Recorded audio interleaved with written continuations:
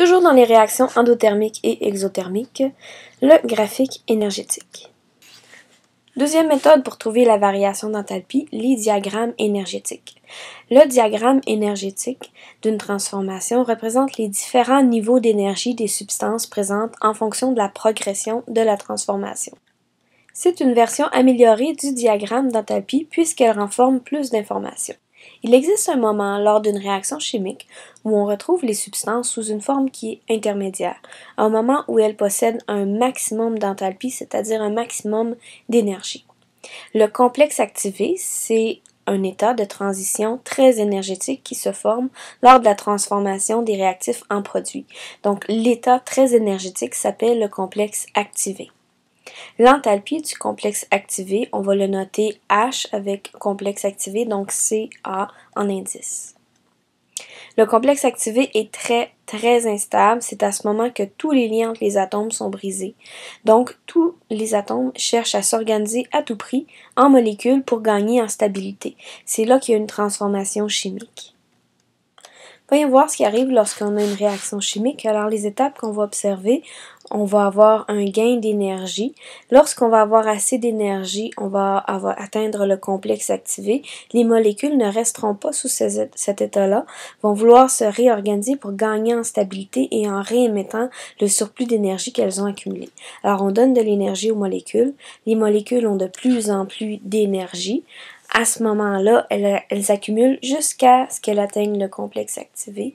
Les liens vont à ce moment-là exactement se rompre et elles vont tout de suite se réorganiser sous une forme d'une autre molécule en ce moment, de façon quasi spontanée, et elles vont réémettre l'énergie accumulée, des fois plus d'énergie ou moins d'énergie, dépendant de l'énergie qui est nécessaire pour former ces nouveaux liens par rapport à l'énergie qu'on a dû donner pour briser les anciens liens.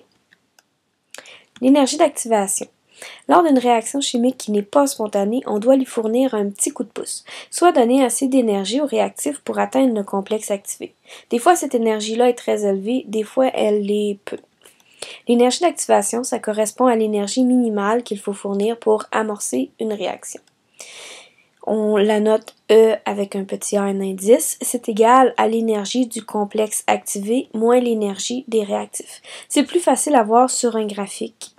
Alors, si on observe le graphique ici, nous avons la progression de la réaction qui va toujours de la gauche vers la droite, l'énergie en kilojoules par mol, et cette fois-ci, nous n'aurons pas seulement les réactifs et les produits, mais on va voir la progression de la réaction, l'énergie qu'on doit donner pour former le complexe activé. Donc, cette énergie-là, cette flèche-là correspond à l'énergie d'activation. Donc, on doit prendre l'enthalpie du complexe activé, 980 kJ, moins l'enthalpie des réactifs, étant donné que c'est une valeur qui est relative, 0. Donc, ça prend 980 kJ pour briser les liens dans cette réaction-là. Ensuite, lorsqu'on est au complexe activé, les molécules vont vouloir se réorganiser en produits. Elles vont à ce moment-là libérer de l'énergie. Et pour savoir la variation d'enthalpie, ça va toujours, comme dans le premier graphique, être la différence entre l'énergie des produits, l'enthalpie des produits, moins l'enthalpie des réactifs. Dans ce cas-là, c'est plus 280 kJ parce que c'est 280 moins 0. Si on regarde maintenant un diagramme d'enthalpie exothermique, la forme est semblable, mais on voit que la courbe est un petit peu différente. Les réactifs sont à gauche, les produits à droite encore. On doit donner 80 kJ, donc c'est l'énergie d'activation pour atteindre le complexe activé. C'est l'énergie nécessaire pour que les molécules se brisent. Une fois qu'elles ont cette énergie-là, elles vont se réorganiser en redégageant une certaine quantité d'énergie. Étant donné qu'elles dégagent plus d'énergie qu'elles en ont eu besoin pour se briser que l'énergie d'activation. À ce moment-là, c'est une réaction qui est exothermique. L'enthalpie des produits moins l'enthalpie des réactifs donne moins 40 kJ. C'est donc bien une réaction qui est exothermique. La réaction réversible maintenant. Si une réaction est réversible, c'est pas nécessaire de refaire au complet le diagramme d'enthalpie, c'est simplement de le lire à l'envers. Voyons voir le graphique lorsqu'on le regarde d'une façon inverse. Alors j'ai ici le même graphique de la réaction de tout à l'heure qui était exothermique. Si on regarde inverse, c'est-à-dire que les réactifs qui se sont transformés en produits, on va maintenant les retransformer en réactifs. Alors lorsqu'on le regarde de cette façon-là, les produits ne sont plus des produits, ça redevient nos nouveaux réactifs. Et nos réactifs de tout à l'heure vont être nos nouveaux produits parce qu'on va à l'inverse, c'est-à-dire qu'on va regarder la progression de la réaction à l'envers, de la droite vers la gauche. À ce moment-là, pour prendre nos nouveaux réactifs et les transformer en complexes activés, on va prendre l'énergie du complexe activé, qui est la même que tout à l'heure, moins l'énergie des réactifs, qui est moins 40 dans ce cas-ci, parce que mes réactifs sont mes anciens produits. Donc, j'ai une énergie d'activation de 120 kJ.